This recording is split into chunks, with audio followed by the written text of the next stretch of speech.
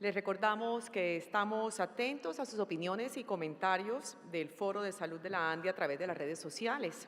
No olviden utilizar el hashtag #Foro Salud ANDI y seguir el minuto a minuto del evento en la cuenta @Andi_Colombia. También les recordamos que pueden descargar la aplicación del Foro Salud desde la tienda del smartphone para participar con sus preguntas.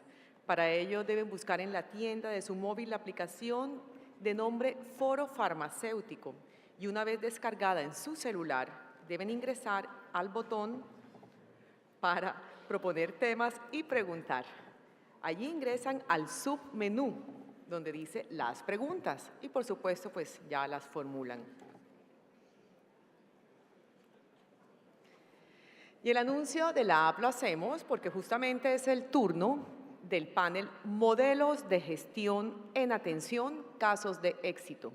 Para ello invito a subir al escenario al doctor Carlos Kerguelen, subdirector de Métricas de Desempeño Clínico de la Fundación Santa Fe de Bogotá, a la doctora Carolina Buendía, presidente Sanitas EPS, a la doctora Marta Sofía Giraldo, subdirectora de Salud Compensar EPS, y al doctor Carlos Jurado, director de la Cámara de Salud de la ANDI, quien será el moderador de este segmento.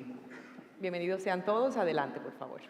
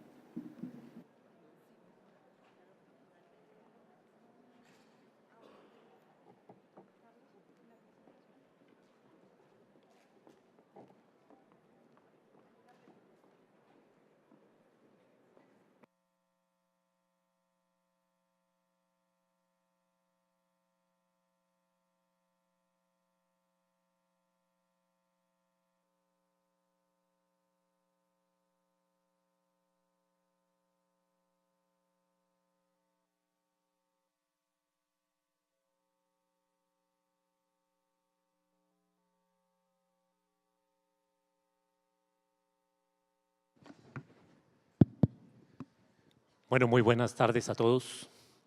Primero, un agradecimiento especial a nuestros panelistas que han aceptado precisamente compartir con nosotros algo de esto precisamente que nos hablaba ahorita el doctor Bastías, algo de lo que nos habló ahorita Héctor, y qué bueno haber tenido la oportunidad de continuar con este panel precisamente después de lo que ellos hablaron. Cuando veíamos cómo se debería desarrollar este panel, estábamos viendo precisamente, ustedes ya vieron que el gran eslogan de aquí fue: estamos en el momento de la confianza. Y le podríamos añadir, este es el momento del sí se puede hacer las cosas de una forma diferente. Creo que la importancia, si vemos el marco de lo que hemos venido haciendo durante el evento, primero arrancamos viendo un elemento totalmente macroeconómico que nos dice hacia dónde nos movemos con los recursos que tenemos dentro del sector. Segundo, vemos un momento en el cual cómo los agentes tenemos que ajustarnos para hacer un modelo eficiente y utilizar adecuadamente esos recursos que tenemos dentro del sector. Y tercero, mañana lo vamos a ver y nuestro vicepresidente jurídico estará precisamente en ese tema, es ver cómo los diferentes actores del sistema entendemos lo que es un derecho fundamental. Creo que si logramos entender esos tres elementos, si logramos articular esos puntos, definitivamente vamos a poder sacar adelante este gran empeño que es el sistema de seguridad social.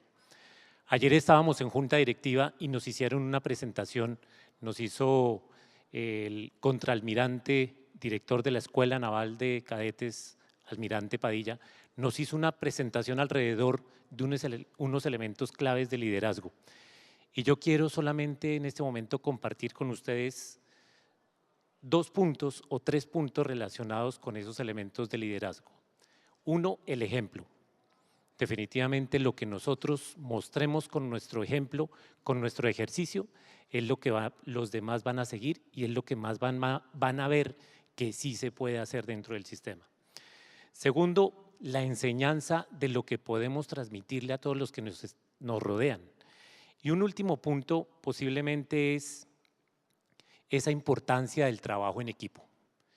Y creo que qué mejor que tener la oportunidad en este momento de compartir la experiencia de Sanitas, la experiencia de Compensar y la experiencia de la Fundación, de cómo se pueden ver precisamente en trabajo en equipo y de cómo utilizamos apropiadamente esa información que tenemos dentro de nuestras entidades, que debemos llevarla a las negociaciones, que debemos hacer un buen uso de ellas, no dejarlas simplemente ahí para presentar estadísticas, sino precisamente para compartir esa experiencia y para poderla llevar a un proceso de negociación. Entonces, contamos con la experiencia de Sanitas, con la experiencia de Compensar, con la experiencia de la Fundación, que nos van a mostrar cómo se ha entendido el sistema desde otra perspectiva.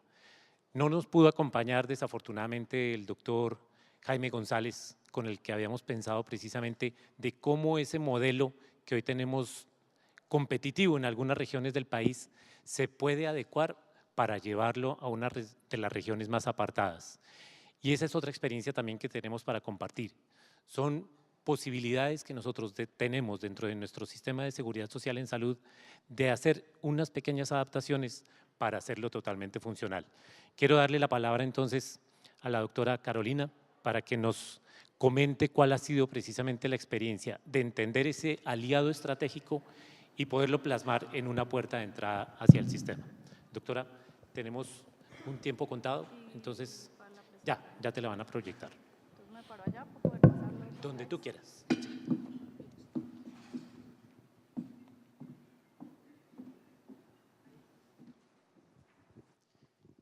de pasarlas.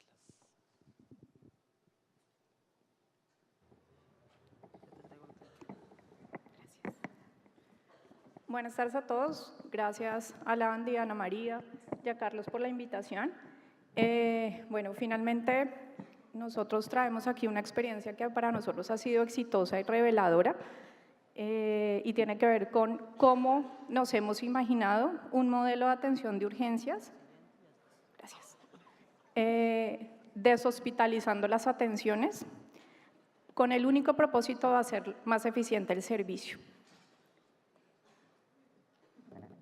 Y lo que hicimos frente a un problema complejo, como las urgencias en Bogotá, EPS Sanitas está creciendo cerca de 400.000 usuarios al año y eso significa todo un reto en términos de infraestructura, cómo evitar filas y cómo dar una mejor atención. Y nos sentamos con el equipo y dijimos, bueno, esto no nos puede quedar grande, pensemos qué podemos hacer para resolver uno, las urgencias para los usuarios de EPS, pero además cómo contribuimos a que sobre todo las urgencias de la ciudad de Bogotá puedan tener un mejor desenlace, que dejemos de llenar hospitales con atenciones que no requieren estar hospitalizadas.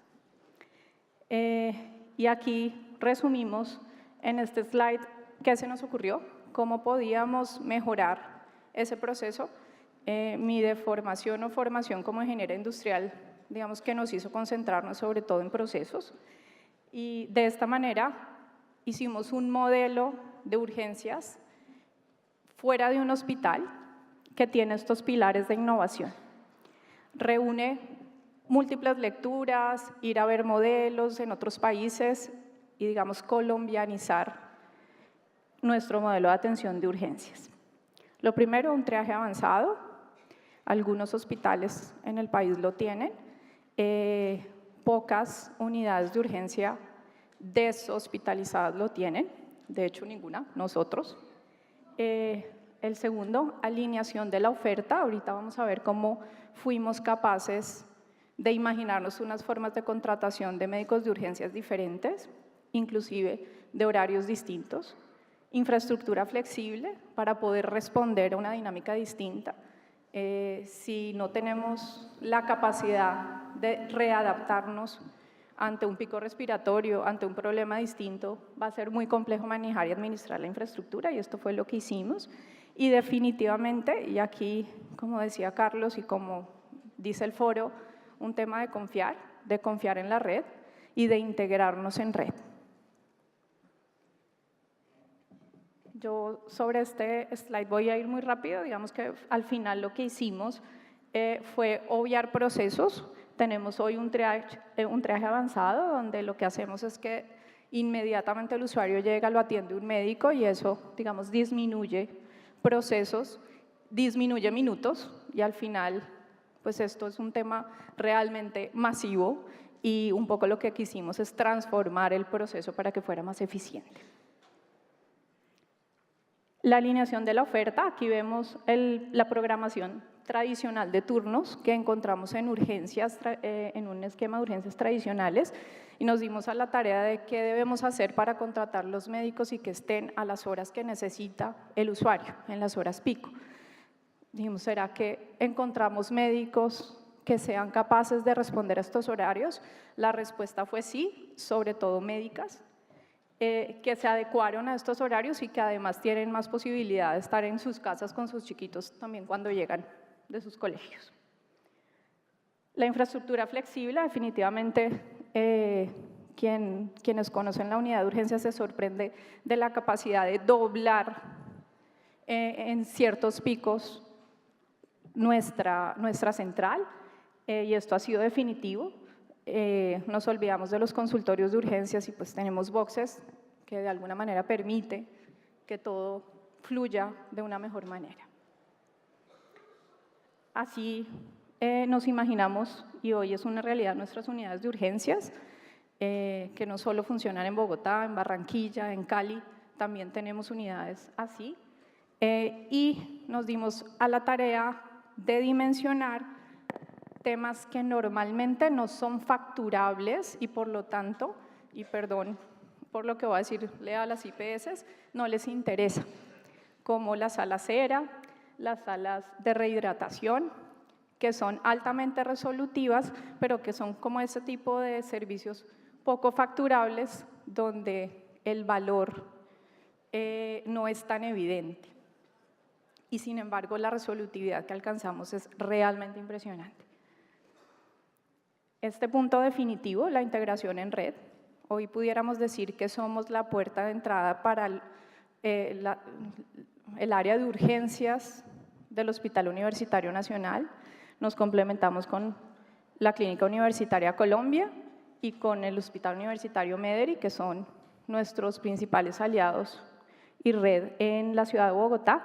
Y la verdad es que con ellos hemos logrado, y aquí debo agradecer realmente a estas instituciones, volver a integrar los pacientes a atención primaria en los casos en que ya están listos para volver a la unidad ambulatoria, cómo realmente el esquema de referencia funciona de manera increíble sin que el usuario lo sienta, y cómo hemos vuelto a recuperar el rol de atención primaria cuando el hospital realmente no necesita, el usuario no necesita estar tratado en el hospital. Estos son algunos de nuestros logros en capacidad instalada frente a un modelo tradicional. Nuestra unidad de urgencias hoy puede realizar hasta 25.000 atenciones mensuales. En un modelo tradicional estaríamos hablando de tan solo 17.000. Eso es lo que hoy hace la central de urgencias de EPS Sanitas en Bogotá. Los tiempos de atención en triaje, nuestro tiempo promedio de espera es de 7.5 minutos. Yo revisé esta cifra porque el 7.5 no me convencía, eso sonaba demasiado redondo para ser verdad, pero es verdad. El 94.6% de los pacientes fueron atendidos antes de 15 minutos, que es nuestra promesa de valor.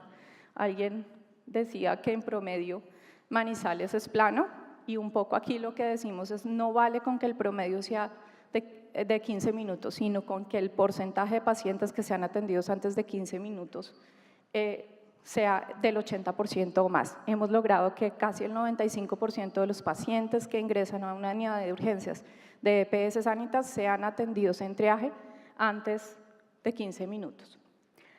En resoluciones de caso, 145 minutos en promedio tuvo que esperar un paciente desde que pisó nuestra unidad de urgencias hasta que tuvo atención y resolución.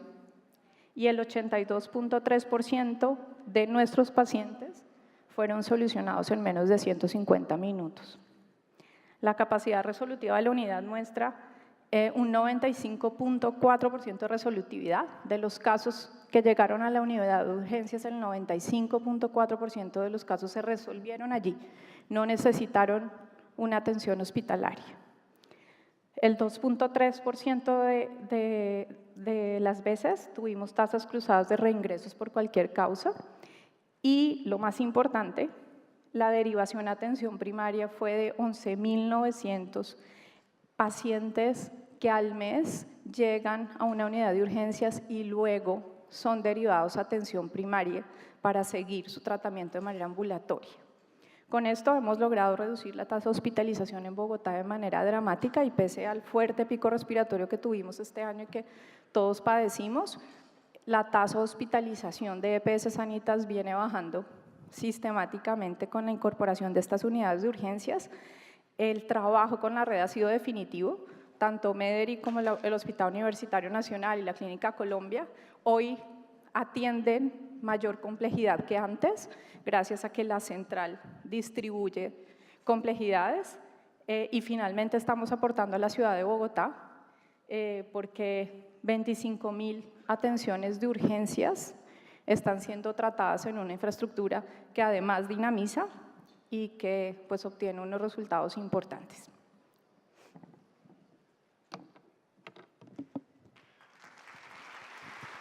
Doctora Carolina, muchas gracias.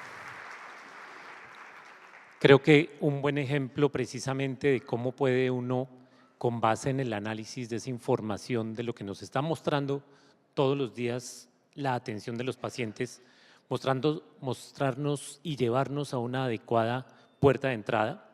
Segundo, entender cuáles son las necesidades del usuario precisamente para llevarlos a estas estadísticas. Y yo creo que lo más importante que me acaba de mencionar ahorita la doctora, el hecho de que podamos poder derivar una población bastante alta para tener una atención primaria adecuada dentro de nuestras instituciones. Esto definitivamente se transforma en recursos, en ahorro de recursos hacia más adelante. Ahora, doctor Kerguelen, por favor.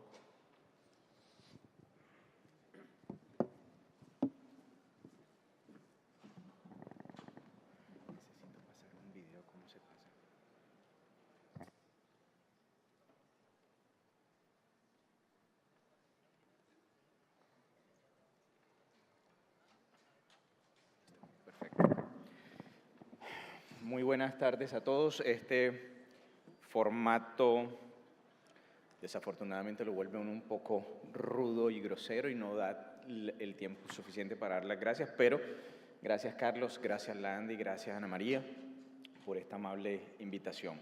Una primera cosa muy rápido, un disclosure. Dado que vamos a mostrar una experiencia conjunta Fundación Santa Fe de Bogotá, Johnson & Johnson, quiero dejarles claro que esta venida mía es patrocinada por Johnson & Johnson, pero nada que comprometa la seguridad del vuelo. Nuestro enfoque. Lo primero por donde uno tiene que comenzar es cuáles son los preceptos básicos sobre los cuales uno hace una alianza o hace un proyecto colaborativo o hace un proyecto conjunto con alguien. Y aquí aparece en nuestro enfoque varias ideas que creo que se han tocado en suficiencia en este y en otros foros. No me voy a meter en el detalle de la diapositiva, pero obviamente palabras como resultados clínicos, como outcomes, como eficiencia, como expectativa del paciente, como salud poblacional, como un modelo que está centrado en el paciente y la familia, en donde hay dos preceptos irrenunciables, como es la parte de humanización y como es la parte de seguridad de pacientes, que conlleven una eficacia en la atención clínica, para nosotros en la discusión diaria es irrenunciable. ¿Por qué les traigo esto a colación? Porque si esto es irrenunciable, internamente tiene que serlo de cualquier manera cuando uno busque un aliado estratégico. Algún asesor nuestro nos decía, mire, todo lo que usted sea capaz de comprar con una chequera no lo diferencia en nada, porque alguien va a venir con una chequera más grande. Por lo tanto, nosotros vemos este tipo de alianzas como un cambio en el enfoque de proveedor de insumos a un socio estratégico. Y ahí creo que lo acabas de mencionar, Carlos, la clave aquí es confianza y transparencia. Uno puede hablar mucho de cómo se crea esto y qué es lo que se pone sobre la mesa en la discusión cuando uno tiene una industria como esta enfrente y frente a los preceptos que les acabo de mostrar. Les podría hablar de cada una de esas, pero solamente me quiero concentrar en 2 o 3. Primero, en resultados.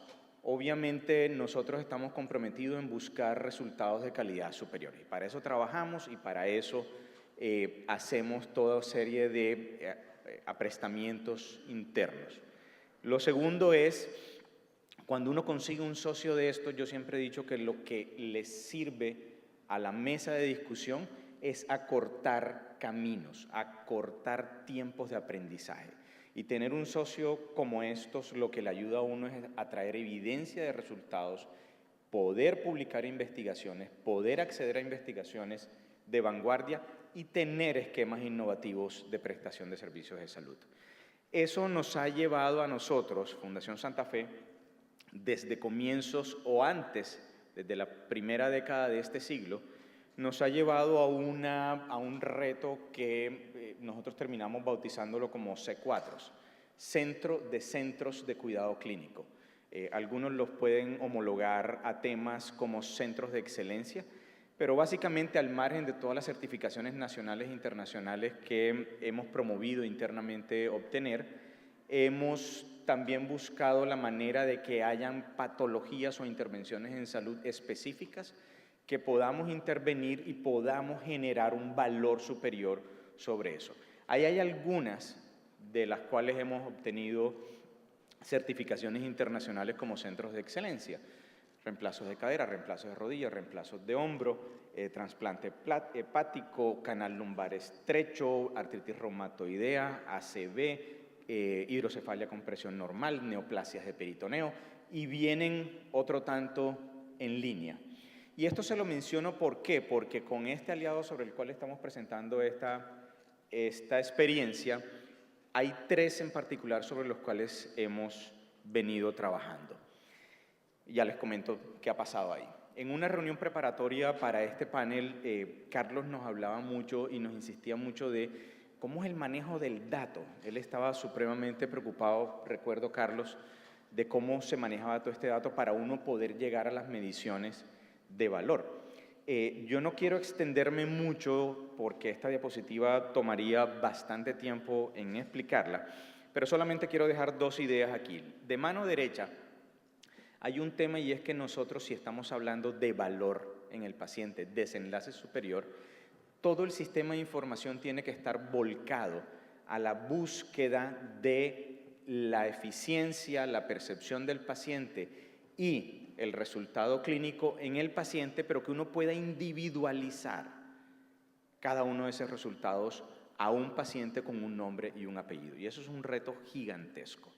En últimas lo usamos y lo pasamos por el tamiz de DRGs. Acabamos de ver una magnífica presentación sobre DRGs, pero lo que tienen ustedes a mano izquierda son 4 preceptos básicos en el manejo nuestro de los datos. 1, necesitamos ajustarlos por severidad o riesgo, para eso usamos los DRGs. 2, necesitamos, una vez ajustados, poder meternos a fondo en cómo segmentamos y cómo seguimos ajustando los datos. 3, y es una obsesión nuestra, cómo logramos generar medidas de homogeneidad clínica. Y ahora les muestro un par de datos. Y por último, cómo analizamos esos atípicos o esos outliers, porque ahí hay una mina de oro de aprendizaje cuando un paciente se sale de una normalidad. Resultados de esta cooperación en 3 centros de cuidados clínicos específicos y con algunas de las variables que están en la fórmula de valor. Comienzo por uno, que es ortogeriatría, pacientes con fracturas mayores de 65 años, y lo que vemos ahí son varias cosas. Primero, esos pacientes, la media de edad de esos pacientes es 51% mayor que la media de edad de los pacientes de Fundación Santa Fe de Bogotá. Segundo, los pacientes son 62% más severos si lo midiéramos por pesos relativos.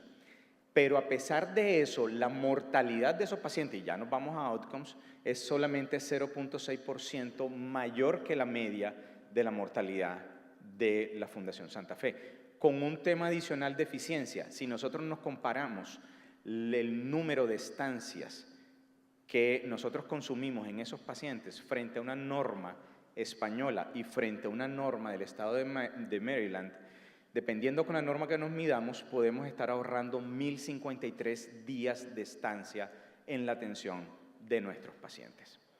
Segundo ejemplo, reemplazos articulares de cadera, que fue el primer C4 que nosotros certificamos internacionalmente.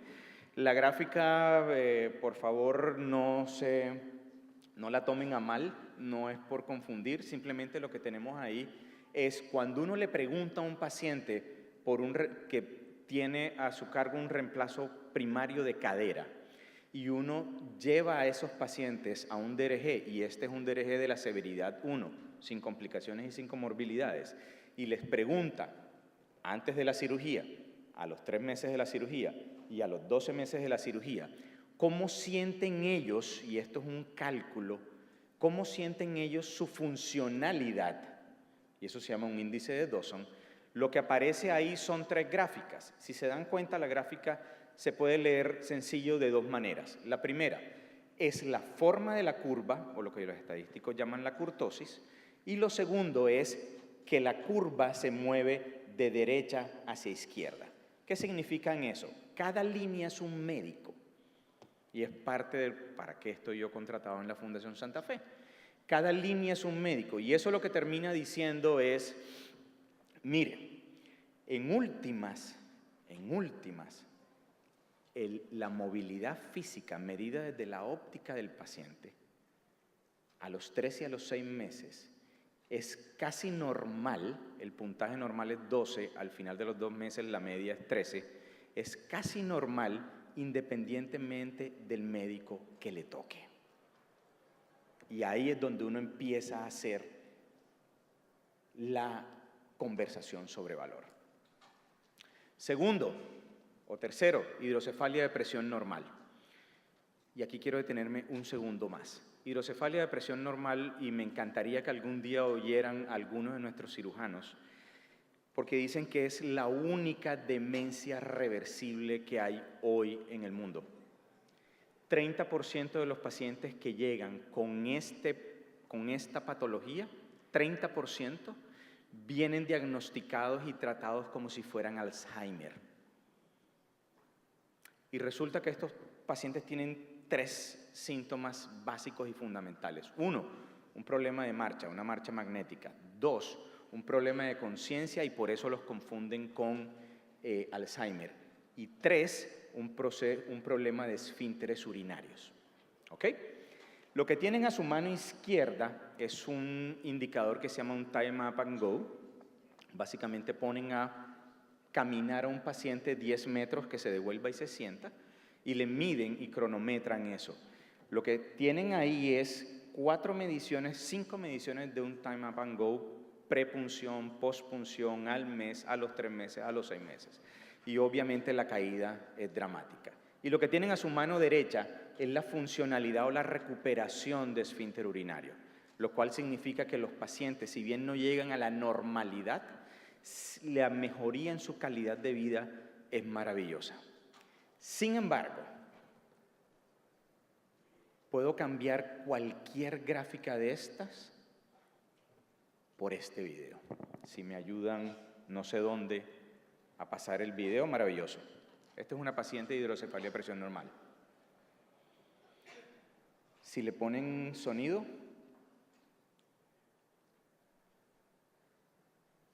ese es el Time Up and Go. La señora tiene que volver. Hasta la línea,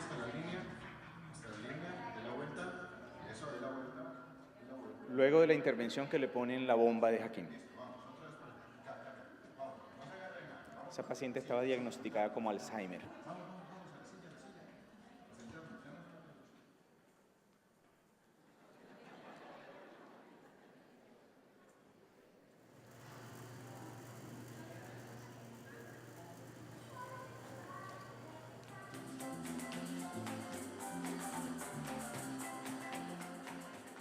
Cambio cualquier gráfica sofisticadísima por esto.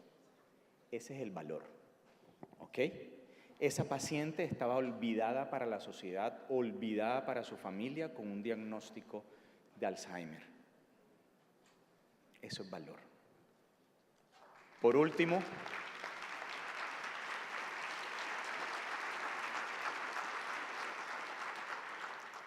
¿qué viene? También sacrifico muchas de las viñetas y dejo una sola, sociedades.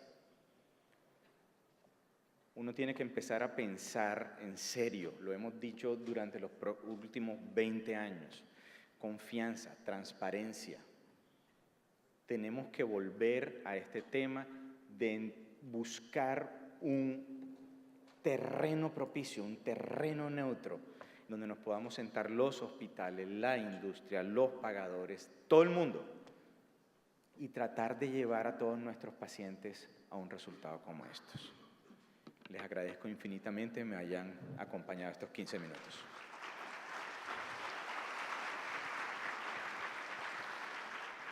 Carlos, muchas gracias. Algo rápido, si nosotros queremos entrar en un proyecto colaborativo, definitivamente profundicemos en temas de transparencia. Creo que se nos aplica en todo lo que hemos venido viendo a lo largo del evento. Dejemos de llamarnos proveedores, pasemos a ser socios. Y creo que ahorita la doctora Marta nos va a mostrar algo estratégico alrededor de este tema. Y algo fundamental también aquí, los centros de excelencia no es un cuento. Y definitivamente está demostrado, y hay muchos análisis precisamente con GRDs que le demuestran a uno cómo esos tiempos de estancia producen en entidades con mejor excelencia, con una excelencia superior, le producen unos resultados muy superiores con unos días de estancia inferiores. Doctora Marta.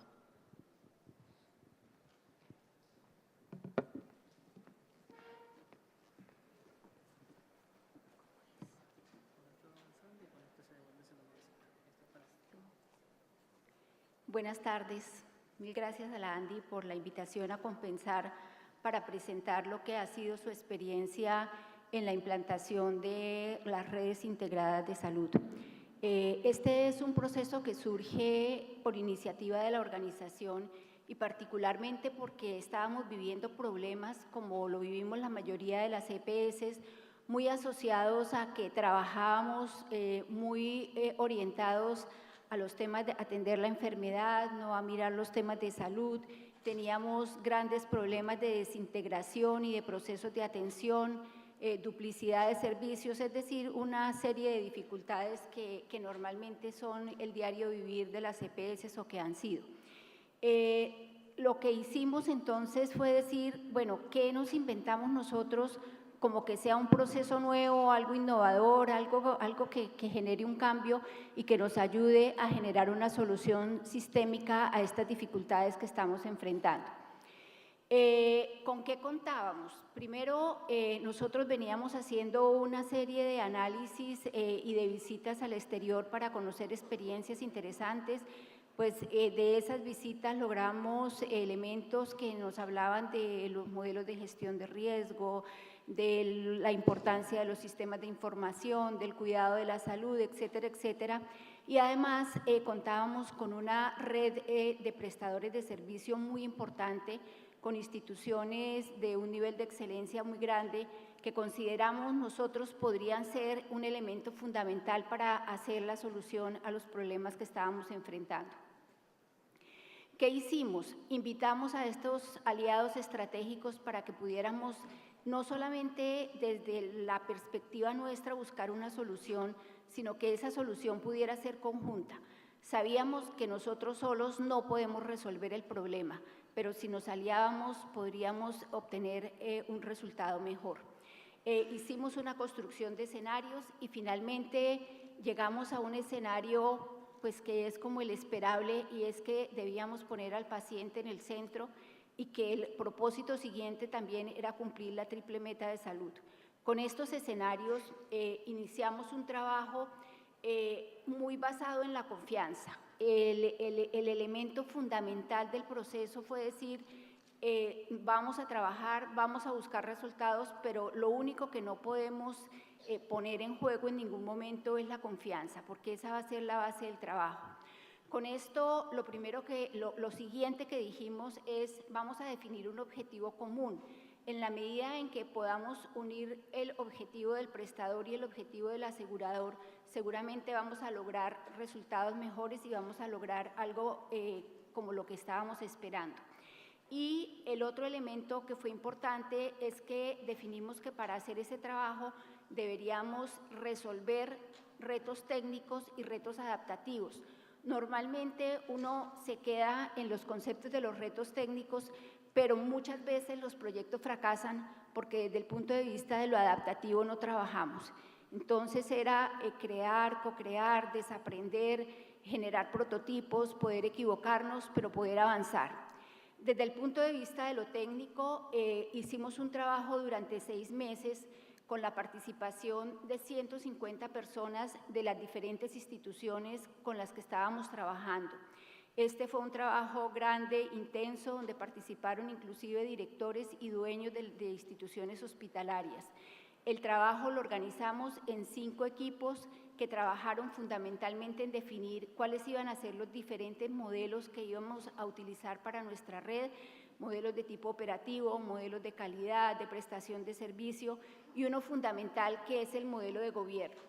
El modelo de gobierno es se definieron como unas especies de juntas directivas, pero este modelo de gobierno no estaba basado en contratos, estaba basado en acuerdos de voluntades. Lo que hemos logrado fue pasar de esa situación donde estábamos con las dificultades mencionadas a una situación B, donde los elementos que hemos logrado es, primero, pues la conformación de las redes. Estas redes trabajan como elemento básico un médico y un equipo de trabajo responsable de la salud de cada uno de los pacientes que ellos tienen asignados. Se funciona dentro de un esquema de células y estos equipos trabajan a su vez con unos conceptos nuevos que desarrollamos que llamamos nodos articuladores y que son los que se hacían como responsables de garantizar que el movimiento del paciente dentro de todas las atenciones que requiera fuera adecuado, estuviera coordinado. Igualmente desarrollamos un sistema de información que es interoperable.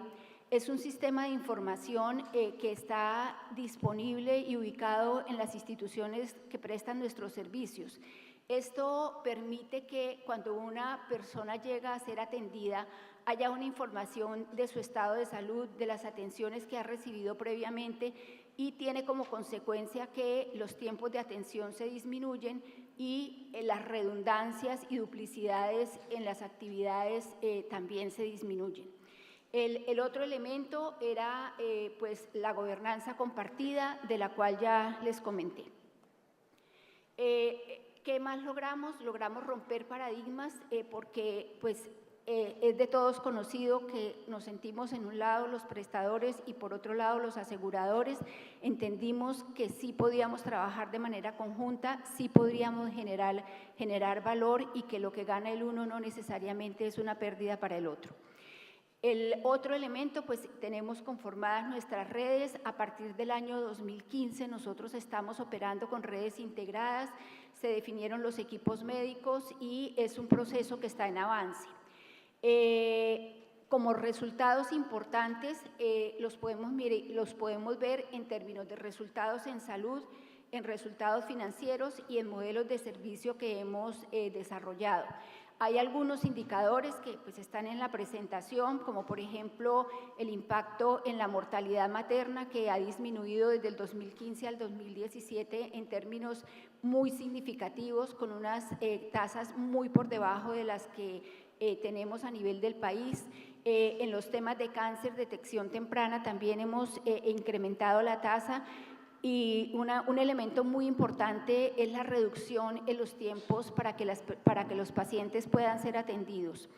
Desde el punto de vista financiero, un resultado importante es que al combinar un modelo de atención con un muy buen sistema de información, hemos podido llegar a identificar dónde es que tenemos los problemas de una manera más concreta y que permite a su vez que podamos tomar acciones muy focalizadas.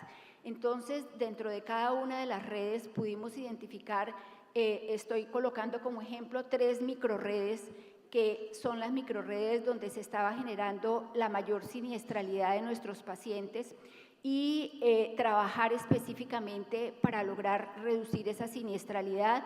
Vemos cómo del periodo, de la información que teníamos al 2017 a primer semestre de 2018, hemos logrado reducir esa tasa de siniestralidad. Pero además logramos identificar dentro de cada microred cuál es la población específica que es la que genera los mayores costos. En estos casos, por ejemplo, era la población menor de 5 años, y esa población a su vez tenemos la posibilidad de saber en qué sitio está, qué médico la atiende, cuáles son los servicios que se le vienen prestando, y con toda esta información, pues como les decía, hemos podido desarrollar programas nuevos. En este momento estamos montando un centro de atención especializada en pediatría para los niños que tienen mayores dificultades. Creamos un centro de asistencia permanente.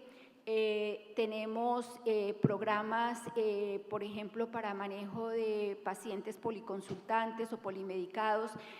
Todo esto a partir del hecho, como les decía, de poder tener información y tener con quién trabajar para que podamos resolver y actuar de una manera muy focalizada. Las lecciones aprendidas, y aquí quisiera destacar como cuáles son los elementos fundamentales del modelo. 1, tener un propósito superior común. Eso fue definitivo en que este proceso pudiera desarrollarse de manera como lo hemos logrado. Segundo, la participación. En la medida en que cada uno de los actores forma parte del proceso, define qué es lo que debe hacer, se comprometen con ello y los resultados son más fáciles de lograr. El tema de mirar las necesidades de los usuarios de una manera más directa necesariamente conduce a que tenemos soluciones para ellos. La información es un elemento base, pero no solamente el disponer de la información, sino el poder compartirla. Tenemos como elementos, digamos, sobre los cuales quisiéramos trabajar de una manera más fuerte, es la relación con el usuario. El proceso no contempló desde su inicio que involucramos a los usuarios en estos procesos de toma de decisiones, y creemos que eso es un elemento en el cual hay que trabajar de una manera más fuerte. Por otro lado, también hemos tenido dificultad en vincular a los especialistas en el modelo. Son como los temas en los cuales creemos que debemos hacer un trabajo inmediato. ¿Qué sigue? Nosotros hemos hecho una evaluación del impacto de nuestras redes. Sin embargo, estamos haciendo un trabajo para poder hacer una evaluación no solamente intrarred, sino extrarred. Estamos ya en una evaluación con los países de la OCDE para hacer un comparativo de nuestros indicadores de gestión versus los indicadores de otros países y poder decir si efectivamente esos resultados que nosotros creemos son positivos los podemos validar.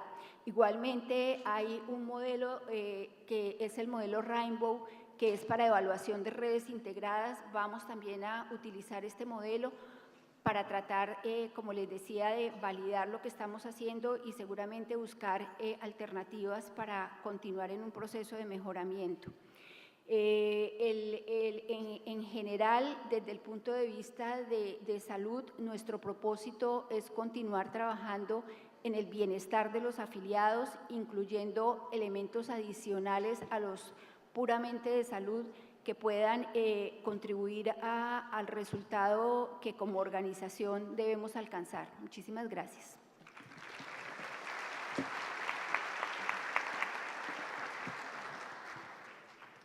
Doctora Marta, muchas gracias. Aquí salen a flote unos elementos también claves de lo que hemos venido trabajando. Primero, cuando se hace una identificación apropiada del problema que tenemos entre todos. Miren que la doctora Marta menciona muy claramente valoramos a nuestro socio.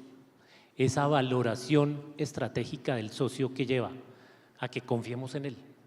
Esto es una cascada que definitivamente tiene que repetirse dentro del sistema.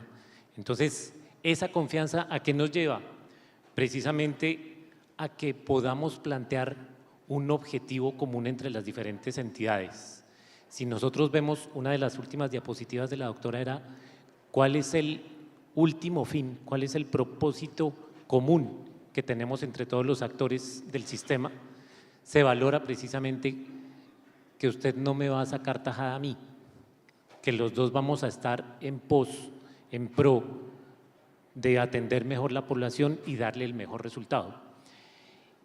Y con base en estos elementos se llega a un punto fundamental al final, y es que no se está haciendo un contrato, se está haciendo un acuerdo de voluntades. Pasos siguientes. Lo mencionó Héctor ahorita, estamos en un escenario de alta innovación, estamos en un escenario y en un sector que cada día nos muestra más elementos y que cada día nos pone más retos para todos los agentes del sistema. Nos toca explorar nuevas formas de contratación y posiblemente algo que queríamos traer para este evento está en este momento en curso, precisamente entre los diferentes actores. Vemos precisamente cómo nos vamos a enfrentar a esos acuerdos de riesgo compartido.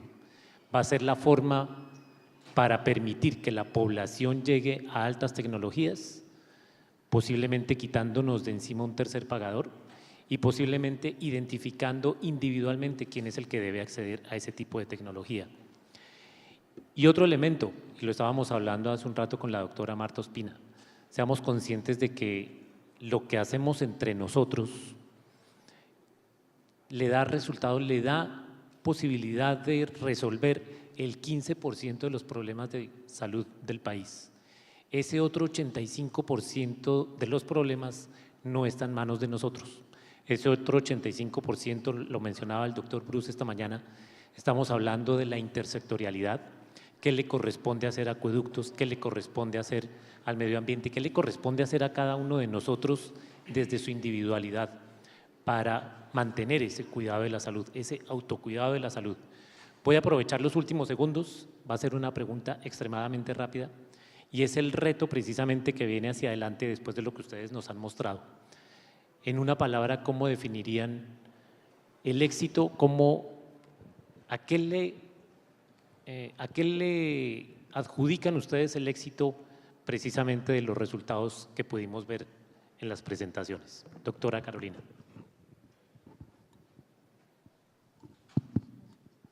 En una palabra, innovación. Doctora Marta. No, yo creo que el trabajo conjunto, el poder trabajar como aliados estratégicos. Para mí sencillo, no perder el foco, que se trabaje por el paciente. Perfecto. Le pido un aplauso a nuestros panelistas y muchas gracias a todos por su atención.